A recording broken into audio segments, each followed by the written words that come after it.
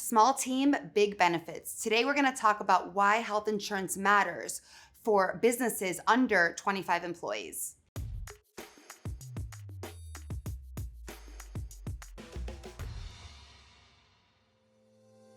So for large companies of 50 or more employees, it's easy for them. They qualify for group health plans. They have to, by law, offer health insurance, a group health insurance plan that the whole company has. They have to offer that to their employees, and they have to pay half. So a lot of times it's easier for them, even though it's more expensive, just because they're kind of bound by those rules. But where I find small business owners to be a little bit more in the dark is with smaller businesses, like less than 20 people. Let's say like the group plan, although there are group plans that are available, a lot of times they're very expensive and they don't work really well for smaller groups because they're very dependent on enrollment. So if you have a smaller group of people, let's say 15 people, and half of them need the insurance and half of them don't, and then a couple of the employees are going to go to their spouse's insurance or something like that, you're going to have issues with enrollment. And so one of these group health plans is just not going to work for you. You're not going to be able to get that secured in place for your business. And so a lot of business owners might just give up at that point, and they might just let the employee know, look, go to the marketplace or do something like that. But really, if you're a small business, and there's other ways that you can help your employees. There's other ways that you can actually offer them that benefit that does not involve a group health plan or just like completely ignoring it. So a lot of my small business clients, when they come to me, they have instructed their employees to go to the marketplace, and they'll pay for the insurance plan on the marketplace that they choose. And they're thinking with marketplace, okay, well, they don't make that much money. Let's say they have a family of 3 or 4, and they qualify for a government subsidy. And so, okay, that's going to be a cheaper plan, and the employer can just pay for it. Wrong. It's actually against the law, and you cannot do this as an employer. And also, the employee cannot take a subsidy on a marketplace plan if the employer, you, is actually paying for it. So, because in reality, that's like being subsidized twice. So the government gives you a subsidy to offset the cost, but then if you're paying for it as the employer, that's not allowed. And so a lot of people don't know that. And so if your employees would be on the marketplace and you're paying for it, then you're going to be paying full price.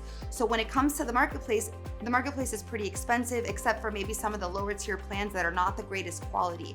And so if you have an employee that's on one of those plans, let's say they're paying full price, you're reimbursing them, whatever, but let's say something happens health-wise and they're out of network. Like, it's more likely that you're going to have problems, and your employees are going to run into problems, which then it's going to reflect on you because you're paying for the insurance and it's all linked, and there's going to be things that are out of pocket, and here your employee is going to be left with this big surprise, and in reality you're just trying to help by paying for it, right?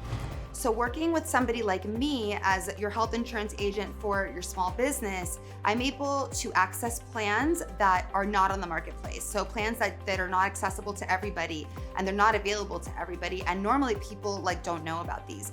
And so what these plans do is they get, we underwrite, we take the person's health into consideration. So they're not going to be for everybody, but for a lot of people, we're able to do really, get really good results with these plans.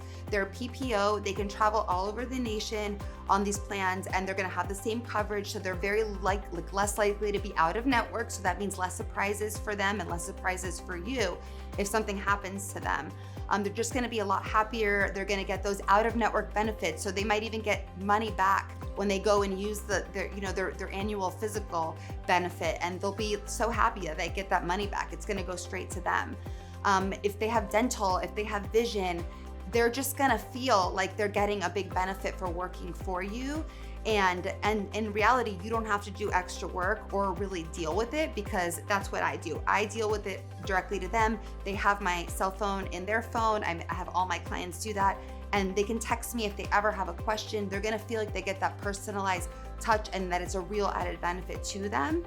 And you don't have to worry about having them on the marketplace and doing the wrong thing as far as the financial part, or having one of these risks of them being out of network, or doing something with the subsidy that they're not supposed to be doing.